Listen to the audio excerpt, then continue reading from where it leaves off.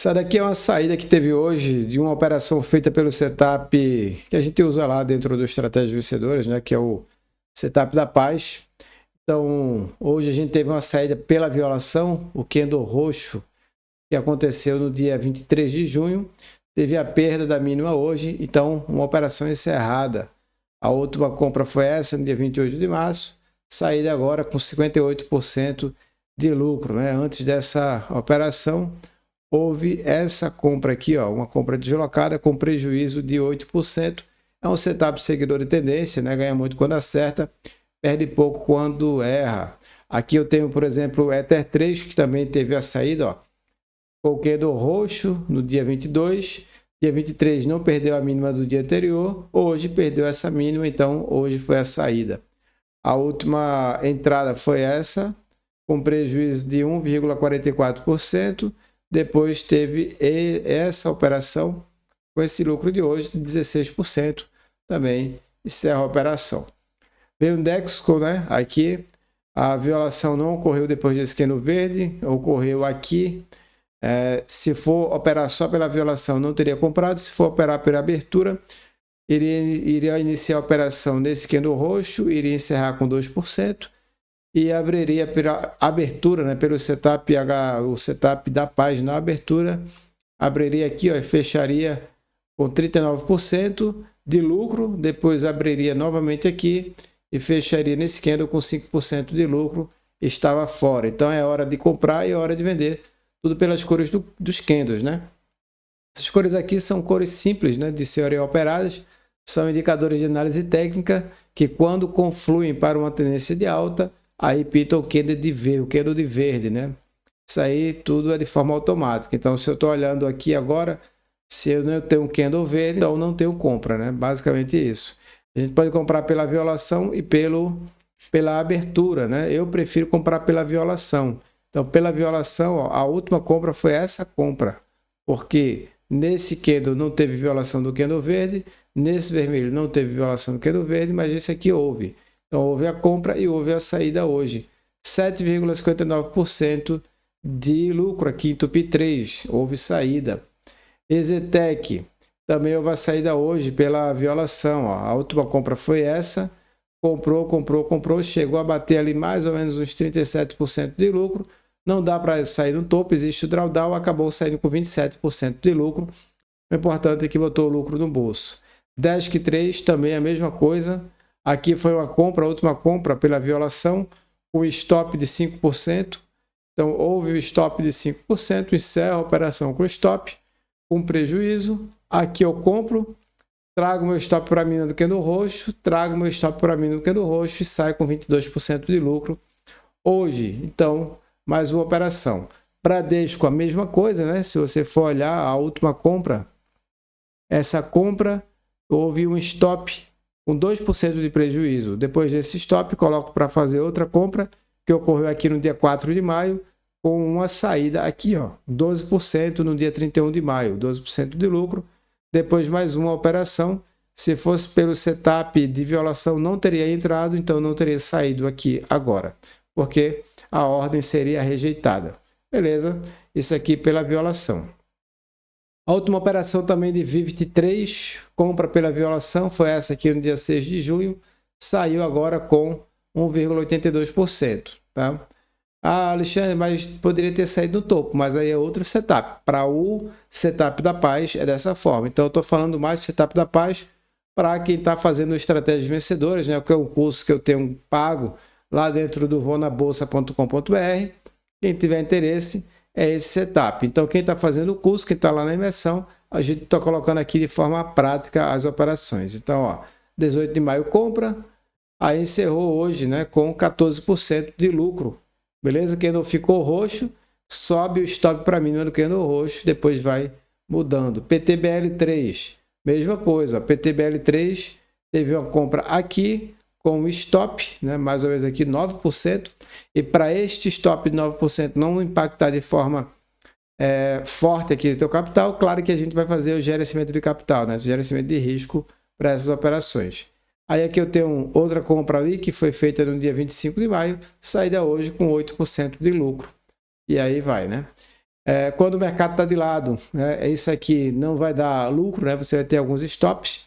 Então é isso que está acontecendo aqui, ó. A última compra, aqui não comprou, então a compra foi aqui, ó. Comprou, trago para a mínima, estopou com mais ou menos o 0 a 0.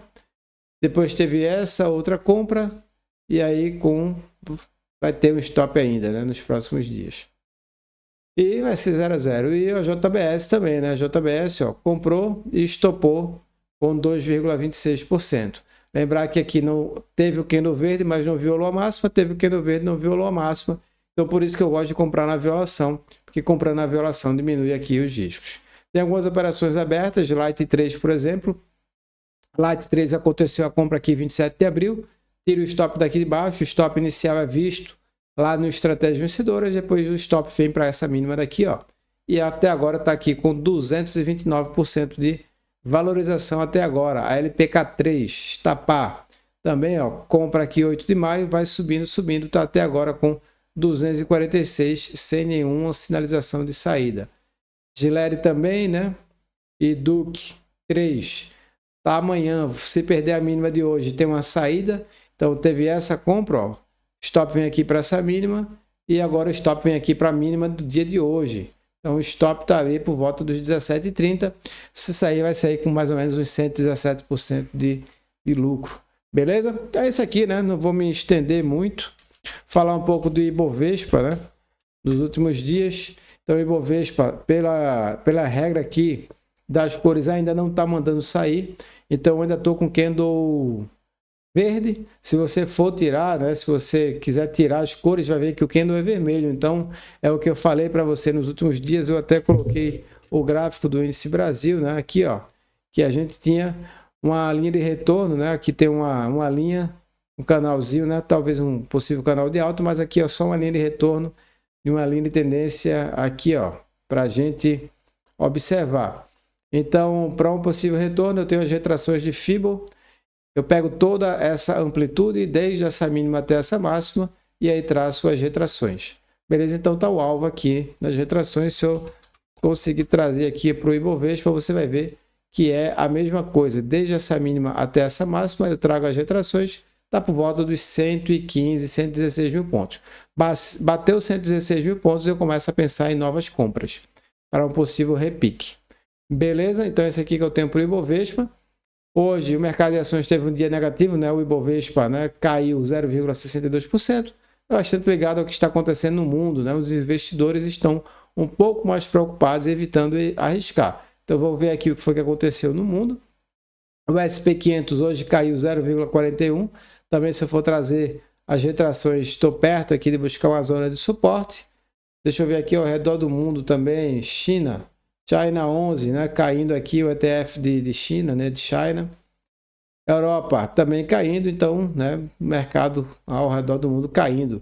Bitcoin em dólar, né, depois de uma esticada, começa a um possível recuo. Vou colocar aqui as cores do Bitcoin para a gente dar uma olhada do indicador da paz. Ó. Ficou verde e subiu, então beleza. As bolsas americanas já caíram hoje, Nasdaq, SP500, Dow Jones também fecharam em queda. A causa principal é a preocupação com a inflação por lá, que continua alta e pressiona aqui os juros, que também estão altos. Então, juros altos, inflação alta, vamos ver, né? Isso acaba desanimando um pouco os investidores. Dólar caiu, né? Está mais barato em relação ao real. O dólar caiu um pouquinho, caiu 0,22%. Então, eu vou colocar aqui o dólar para você, né? Uma pequena queda, mas ó, tá caindo, né? Tá caindo. Se for olhar para um prazo maior, vê que o dólar tá caindo, né? Que é show de bola. Teve ali a máxima em maio de 2020 e agora tá caindo. Então, show, por volta ali dos 4,76. Agora o foco está nas taxas de juros. A gente vai ter aqui, né, as falas dos bancos centrais ao redor do mundo, especialmente sobre as taxas de juros, né? O que é que vai acontecer? Nos Estados Unidos já estão falando em aumentar mais um pouco aí os juros, que deixa todo mundo meio nervoso. Algumas pessoas ficam nervosas porque aumenta os juros nos Estados Unidos, mas para a gente que opera com análise gráfica, análise técnica objetiva, não tem por que ficar nervoso, né? Tranquilo. O gráfico mandou comprar, compra, mandou vender, eu vendo, né? Eu tô ganhando muito dinheiro ali com o setup nervoso. Não estou postando os lucros aqui do setup nervoso, mas no futuro eu vou começar a postar para vocês, beleza? Dá uma olhada lá, né? Eu vi aqui meio nervoso, eu lembrei do meu setupzinho. Investidores também preocupados com a Rússia, né? Uma rebelião lá no país, tem deixado o mercado de ações mais cauteloso no mundo todo. O mercado brasileiro acompanha o exterior, o mercado de ações aqui no Brasil está indo na mesma direção que o resto do mundo, mas é normal, né? Depois de tantas seguidas de alta, né? Voltando aqui para o Ibovespa, se você for Ibovespa, já deu algumas semanas aqui de alta, é normal que caia, né? Então não vamos esperar que o mercado também suba para sempre. Tem preocupação com a possível recessão global, que é a preocupação desde que o mundo é mundo, né? Algumas notícias de que a economia global pode estar desacelerando também estão deixando os investidores mais cautelosos, mas nada de extraordinário. Juros no Brasil também são assuntos. Amanhã, né, a gente vai ter aqui mais informações sobre o que pode acontecer, resultado ali da ata do Copom, o que é que pode acontecer com os juros aqui no Brasil, que é algo que mexe com o mercado, mas também a gente já espera, né? Já espera, eu já estou contando que só vai ter em setembro a alta. Se vier agosto, uma baixa, uma queda de juros. Se vier agosto, é lucro. Mas a expectativa para mim é de setembro, né? O mercado espera que os juros comecem a cair a partir de agosto. Se cair em agosto, é lucro.